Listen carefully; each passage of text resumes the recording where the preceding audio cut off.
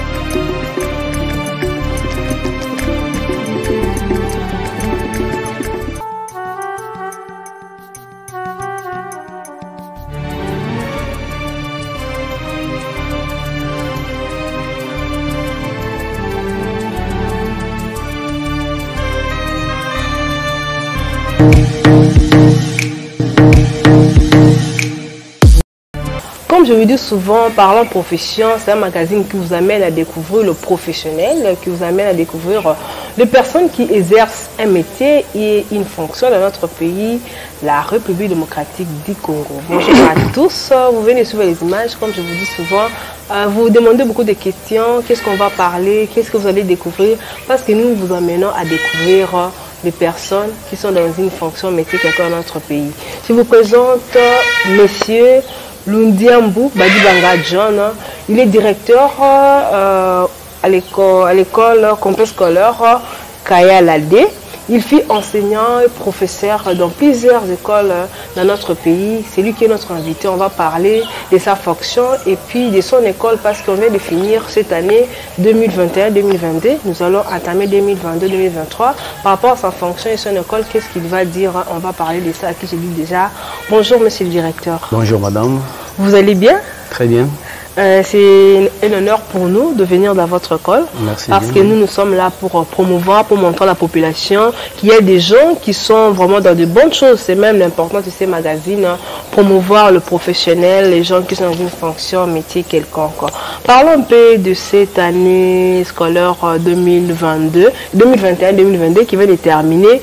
Vous étant directeur d'une école qui est privée, qu'est-ce que vous pouvez parler de cette année?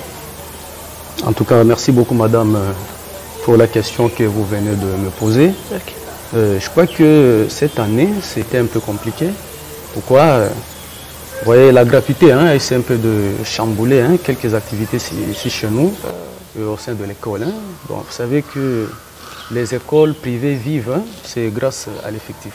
Okay. Donc au cas où vous perdez l'effectif d'office, il n'y aura pas vraiment du tout la possibilité, n'est-ce pas, de fonctionner et puis de bien payer le personnel, disons quoi. Donc c'était ça qui est un peu notre handicap, donc à ce qui concerne notre enseignement dans la globalité. Bon, c'est une année qui vient de passer, qui était quand même meilleure pour nous. Voilà, nous avions travaillé quand même dans la sérénité. Voilà, comme on dit, bon, je crois que c'est ça. C'est un peu normal. Voilà. Vous êtes directeur du complexe scolaire Kayala-2. Hormis d'être directeur, vous avez une autre fonction que je n'ai pas citée?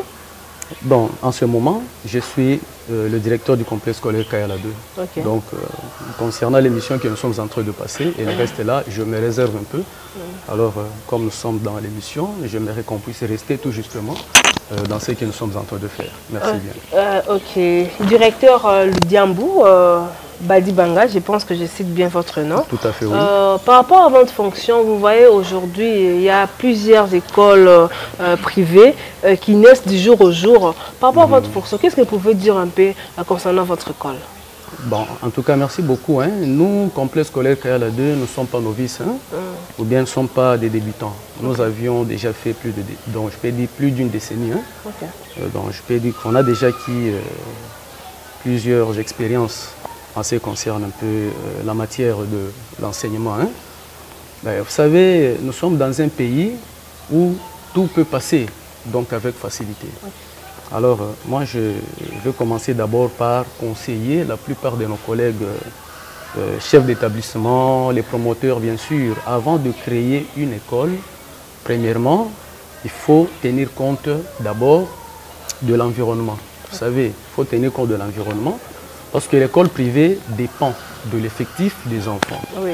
Bon, moi, ça doit me faire mal. Vous êtes dans un environnement, quelqu'un qui a implanté une école et vous voyez une autre personne vient implanter sur le même avenue. Sur la même avenue, peut-être en diagonale. Donc, vous savez, vous allez vous précipiter des élèves et il n'y aura pas du tout un bon fonctionnement, comme il se doit. Et alors, premièrement, dans une école, si vous voulez créer une école, il faut d'abord regarder l'environnement dans lequel vous vivez. Regardez d'abord à votre gauche, à quelques mètres. Si vous voulez créer, oui, il faut qu'il y ait plus ou moins 100 mètres de distance, 100 à 150 mètres de distance, oui. Et quand même, les parents, ils peuvent venir et construire. Mais quand vous commencez à vous précipiter l'endroit ou des places, donc c'est là où ça blesse. Il y aura toujours des problèmes, même les enfants entre eux. Ils vont commencer à se bousculer, se lancer des insultes. Et il y aura à tout moment des critiques. Nous étudions bien, chez vous là-bas, vous n'étudiez pas, et ceci, cela. Donc tout ça, c'est pour essayer un peu d'éviter. Et je peux demander aussi à notre gouvernement de suivre un peu à la loupe comment est-ce que les écoles naissent. Parce qu'il y a d'autres écoles naissent sans toutefois qu'il y ait ou qu'ils aient l'arrêté de fonctionnement ou d'agrément. Donc l'État ne reconnaît pas ces écoles-là.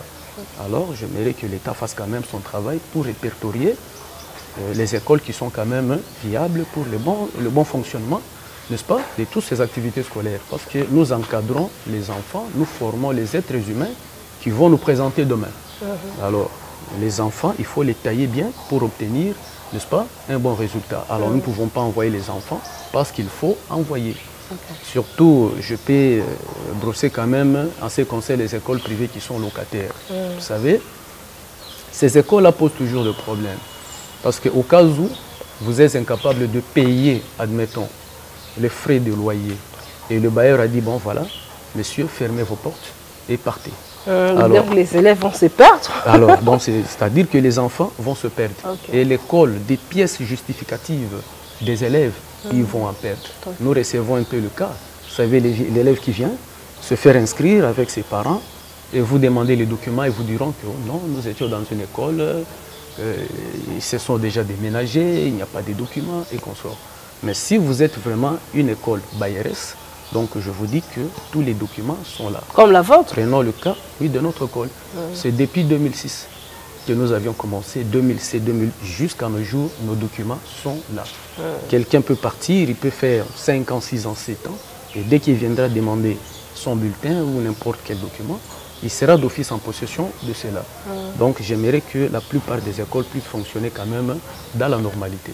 Alors nous ne pouvons pas faire du charabia parce que l'autre ou tel a ouvert une école, moi aussi je dois ouvrir une école. Donc nous devons respecter le Nord. Okay. Voilà. respecter les normes, a dit le directeur Ludiambou, Baldi Banga John, hein, oui. C'est lui qui est le directeur du complexe scolaire Kaya-Ladé. Vous avez parlé plus du fonctionnement. Est-ce qu'aujourd'hui, on peut dire que dans les écoles privées, il y a une bonne éducation? Pourquoi je dis ça? Vous voyez, aujourd'hui, beaucoup de parents préfèrent envoyer leurs enfants dans des internats, dans des couvents. Ils disent que là-bas, il y a une bonne éducation parce qu'on ne prend pas les élèves comme leur entrée d'argent. On connaît très bien que c'est l'entrée d'argent, mais dans les écoles privées, c'est comme si on n'enseigne pas bien les élèves, on protège les élèves, on a peur de frapper, on a peur de tirer les oreilles, on a peur de vraiment éduquer, de peur que, comme il y a beaucoup d'écoles, les élèves puissent quitter et puis partir dans une autre école. Qu'est-ce que vous voulez dire par rapport à ça? Merci beaucoup, madame. Je vais essayer un peu d'éclaircir sur certains points. Okay. Bon, il n'y a pas du tout la différence entre une école privée et une école publique. Okay. Parce que l'école n'a jamais mis au monde un enfant. Okay. Tous les enfants appartiennent à l'État. La différence entre une école privée et publique, ce n'est que la gestion de l'argent, c'est ça la différence. Et si vous regardez bien, l'école privée ne doit pas fonctionner de soi-même ou d'elle-même, non. Si nous fonctionnons, c'est parce que nous sommes autorisés par l'État. Okay. L'État a vu d'abord la viabilité, il a vu les infrastructures, il a vu la cour scolaire, il a vu. Et voilà, ok, il nous a donné un document désormais. Vous êtes maintenant une école, vous pouvez fonctionner. Okay. En ce qui concerne la qualité de l'enseignement, il n'y a pas du tout la différence. Parce que les enseignements qui se donnent dans des écoles publiques, conventionnelles, etc., c'est les mêmes enseignements. Pourquoi? Nous avons la même hiérarchie. En commençant par le ministère de l'enseignement, je salue en passant Excellence Tony Mwaba pour son travail avec la gratuité de l'enseignement. Je disais, il n'y a pas du tout, disons, une différence. Il n'y a pas du tout une différence parce que nous avons les mêmes, la même hiérarchie, hein, en commençant par les mêmes programmes. Tony Mwaba. Nous avons le même programme, nous avons le même calendrier scolaire, nous avons les mêmes inspecteurs qui viennent nous visiter, nous inspecter, les mêmes conseils qu'ils nous donnent, ce sont les mêmes qu'ils donnent aux autres. Donc, il n'y a pas du tout la différence. Peut-être la différence des bâtiments, des cours scolaires et consorts. Mais à ce qui concerne les enseignements, en tout cas, là, il n'y a pas du tout la différence. Concernant la question que vous venez de me poser, les parents ont l'habitude d'envoyer leurs enfants dans des internats et consorts. Oui, envoyer l'enfant dans des internats, ce n'est pas du tout un problème. D'une part, c'est bien, mais d'autre part aussi, ce n'est pas du tout bien. Parce que l'enfant est en train d'évoluer en dehors de sa famille. Comment est-ce que cet enfant-là sera contrôlé? D'abord sur le plan nourriture, est-ce que cet enfant-là mange bien? Est-ce que cet enfant est bien contrôlé? Est-ce que cet enfant, et ça cause un peu trop de problèmes. Mais ce n'est pas mal, je ne peux pas décourager, c'est une bonne chose. Nous qui sommes école privée, vivons dans l'environnement, presque où vit par exemple tout le monde. Ce n'est pas parce que tout autour de nous, il y a des terrasses, il y a des véhicules qui se promènent à tout consommer. Non, non, non. Là où il y a la discipline, parce que l'éducation marche de pair avec la discipline. Donc, le cerveau moteur d'une école, c'est la discipline. Okay. Dès que vous imposez une discipline et que les parents s'adaptent, et c'est fini, vous avez réussi votre éducation ou votre enseignement au sein de l'institution, là où vous résidez, où vous travaillez. Okay. Donc là, il n'y a pas du tout la différence. On a le même programme, nous avons le même calendrier, et tout c'est presque la même chose. Peut-être la différence est des individus. D'abord, un chef d'établissement est censé d'engager des enseignants qui sont compétents, capables, dévoués. D'abord, il faut chercher quelqu'un qui s'exprime bien et qui a quand même la manière aussi de transmettre. Donc quand vous engagez quelqu'un qui s'exprime d'abord mal, comment est-ce que ce monsieur-là va transmettre la matière lui-même et problème de ce qu'il est en train de faire? C'est la raison pour laquelle je peux demander aussi à nos collègues chefs d'établissement, avant d'engager quelqu'un d'abord, il faut le tester. Ce qui tue les écoles privées, pourquoi? Je peux vous donner peut-être un petit secret. Oui, allez-y. Ce qui tue les écoles privées, c'est quoi? Je peux donner un exemple banal. Moi, je suis promoteur. J'ai créé une école. Je veux peut-être engager quelqu'un. Et quand la personne vient, je lui pose la question. À la fin du mois, tu veux que je te paye combien?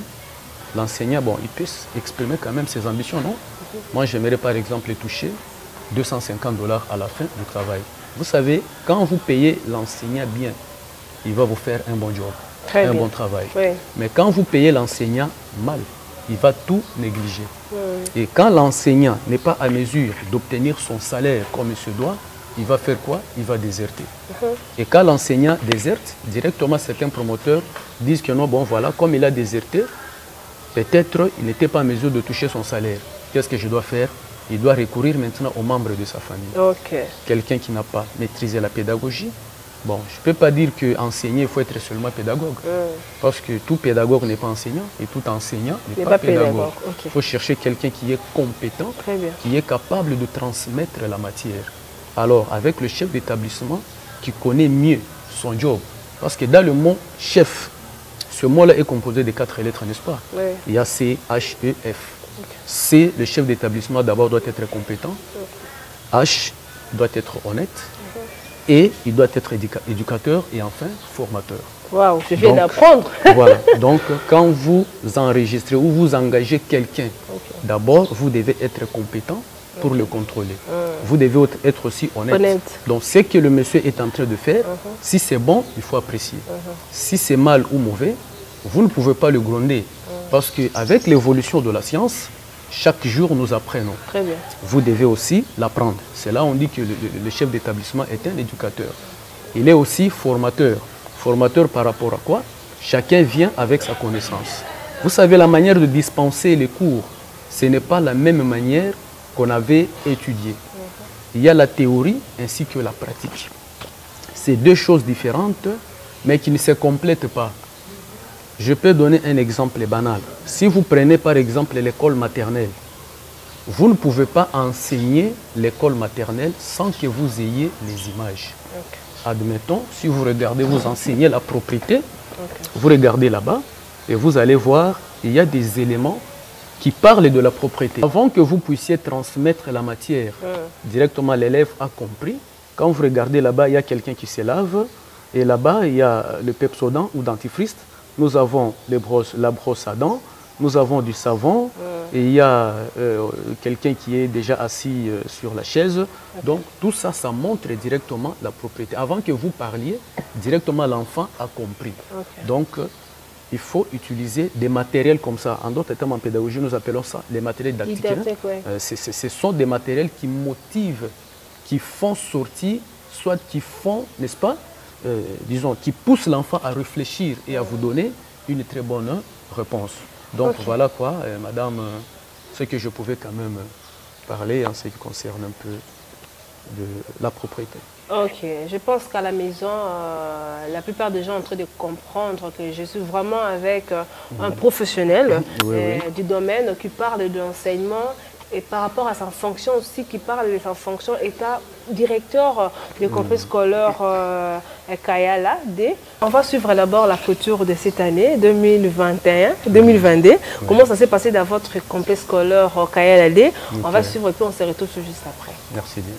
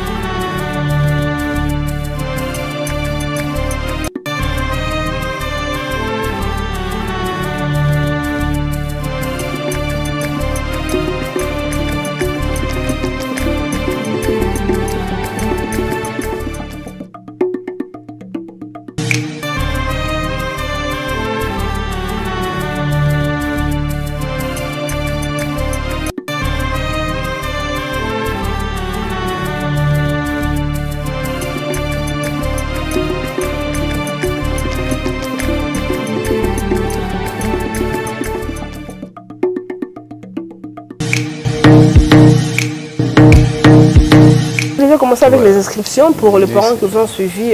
C'est quoi la condition pour qu'un enfant vienne dans votre école? L'inscription, c'est comment? Vraiment, comment ça se passe? Ok, merci beaucoup. Bon, je ne peux pas dévoiler notre modalité d'inscrire ici. Je demande tout simplement les parents de venir. L'inscription est déjà en cours? L'inscription est déjà en cours. Ils peuvent venir là. Nous sommes là. Nos bureaux sont toujours ouverts du lundi au vendredi. À partir de 9 h jusqu'à 15 h, on est là, disponible, on est là permanent et j'invite à tout le monde de venir.